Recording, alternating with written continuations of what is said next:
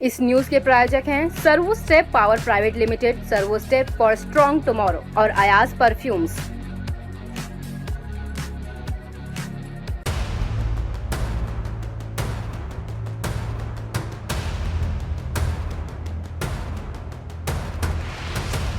Doctor का no मोर noble profession. ये लोग सिर्फ मार रहे हैं लोगों को पैसे।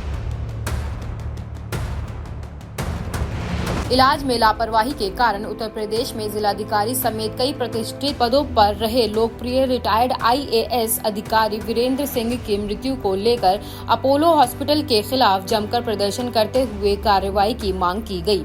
पूर्व आईएएस अधिकारी वीरेंद्र सिंह की इलाज में लापरवाही के चलते अपोलो हॉस्पिटल में 23 मई 2024 को असमय मृत्यु हो गई थी। उनकी बेटी निशी सिंह ने आरोप लगाते हुए बताया कि इलाज के नाम पर लाखों रुपए वसूले जाने के बाद भी डॉक्टर बी.एन. दास ने उनके इलाज में लापरवाही बरती, जिसके चलते उनके पिता वीरेंद्र सिंह की मृत्यु हो गई।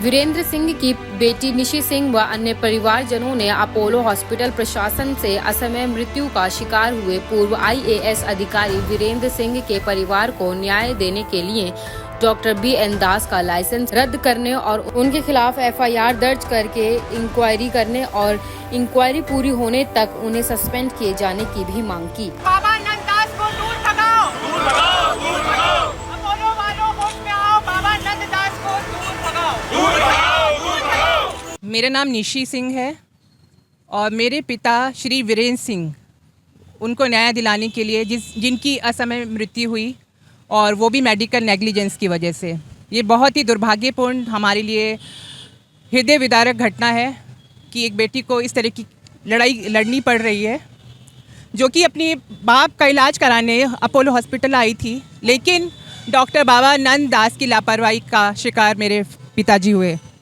उनका ओपन हार्ट सर्जरी 8 मई को हुई और बाबा नंद दास ने हम कंसल्टेशन के लिए आए थे पहले, और उन्होंने बहुत हमें कन्विंस किया कि इस ऑपरेशन के, हम लोगों ने कभी ऑपरेशन के बारे में सोचा ही नहीं था। उन्होंने हमें बहुत कन्विंस किया और ये भरोसा दिलाया कि open heart surgery is the only option और उसके बाद वो बिल्कुल ठीक हो जाएंगे। उनकी एज 78 ईयर्स थी। उन्होंने कभी भी, बाबा नंद दास, अब अगर आप सुन रहे हैं तो अपनी अंतरात्मा को जगाइए, आपने एक बार भी हमें किसी कॉम्प्लिकेशन के बारे में नहीं बताया था। अगर हमें ये पता होता कि उनका जानलेवा सिद्ध होगा, इतना घातक होगा, कभी नहीं हम ऑपरेशन कराते। और चिकित्सा का व्यवसायीकरण बंद कीजिए। तो मैं आपको बता रही थी कि उसके बाद क्या हुआ। उसके बाद ही उन्होंने ऑपरेशन के लिए हमें कन्विंस किया। 8 तारीख को उनका ऑपरेशन हुआ। हमें उसके बाद वो डॉक्टर मिले ही नहीं, हमें ब्रीफ नहीं किया गया पोस्ट सर्जरी के बाद कि क्या हुआ है, कैसा ऑपरेशन हुआ है। मैंने उनसे बहुत रिक्वेस्ट करने के बाद उन्होंने हमें 2 मिनट का टाइम दिया और वो बहुत एरोगेंस के साथ बोले कि क्या जानना है आपको ऑपरेशन के बारे में। मैं हैरान थी कि पहले इतनी अच्छी अच्छी बातें करने वाला डॉक्टर अचानक से उसका कैसे एटीट्यूड चेंज हुआ। बहुत एरोगेंस के साथ बोले क्या जानना है। मुझे बहुत मेहनत करनी पड़ी, मुझे बहुत मेहनत करनी पड़ी। अरे आपने मेहनत करी है तो आपने हमसे 16 लाख रुपए ऑपरेशन के लिए, जब, और उन्होंने ये भी बोला कि ब्लॉकेज का भी साथ में करा लीजिए। उनको हार्ट वॉल्व में लीकेज था, साथ में हमें कन्विंस किया कि आप ब्लॉकेज का भी ऑपरेशन करा लीजिए, उससे बहुत बेटर हो जाएंगी। दोनों ऑपरेशन उन्होंने एक साथ कर दिए। उसके बाद उनको ये भी गवारे नहीं कि हमें घर वालों को ब्रीफ करें ऑपरेशन कैसा हुआ कैसा नहीं। उसके बाद जब मैंने उनसे रिक्वेस्ट की कि आप हमें एटलीस्ट बताइए कि ऑपरेशन कैसा हुआ, तो उन्होंने बहुत ही रूडली हमसे बिहेव किया।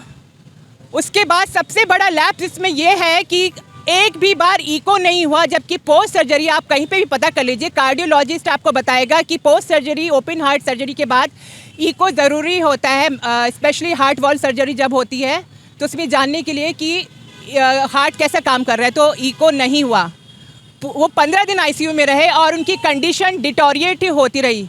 ऐसा कभी नहीं हुआ 15 दिनों में कि वो नॉर्मल हुए। पहले दिन से उनकी कंडीशन डिटोरिएट होती रही। हम लगातार पूछते रहे कि ये बोल क्यों नहीं पा रहे हैं, ये पूरी तरह से होश में क्यों नहीं आ रहे हैं।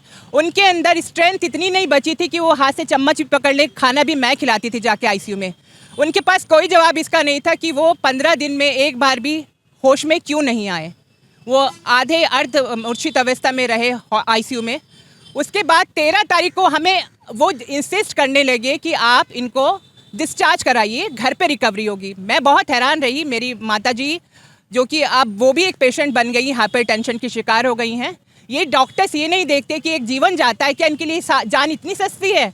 एक जीवन जाता है, उसके बाद कितने जीवन प्रभावित होते हैं इससे इनको अंदाज़ा भी नहीं है। इनके लिए एक पेशेंट एक फिगर है बस। उसके बाद हमने पूछते रहे कि क्यों किस लिए हम डिस्चार्ज कराएं। फिर हमें इंसिस्ट करते रहे आप घर ले जाइए, इसके बाद ही रिकवर हो जाएंगे। आप बताइए, ओपन हार्ट सर्जरी के इतने 2 बड़े ऑपरेशंस के बाद वो कैसे ये कह सकते हैं कि वो डिस्चार्ज कराइए? फिर हमारे मना करने पे उन्होंने स्टेप डाउन आईसीयू में इनको शिफ्ट किया। स्टेप डाउन आईसीयू अगर आप अपोलो में देखें वो जनरल वार्ड की तरह है। वहाँ आईसीयू का कोई प्रोटोकॉल फॉलो नहीं होता है, मास्क नहीं पहना जाता, ग्लव्स नहीं पहने जाते हैं, ना शू कवर पहने जाते हैं।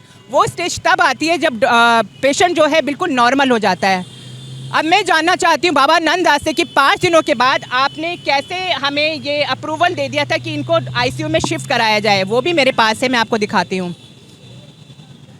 जब आईसीयू स्टेप डाउन आईसीयू में इनको शिफ्ट किया, उसके 1 दिन बाद वो मुझे बताने लगे, डॉक्टर्स जो ड्यूटी डॉक्टर्स थे, कि ही इज़ क्रिटिकल। अरे आप कल को कह रहे हैं he is normal and ready to discharge, Saturday को आप मुझे बता रहे कि ही इज़ क्रिटिकल। कैसे 1 दिन में इतना परिवर्तन हो गया मनीष की स्थिति में? क्या वो पहले से जानते थे?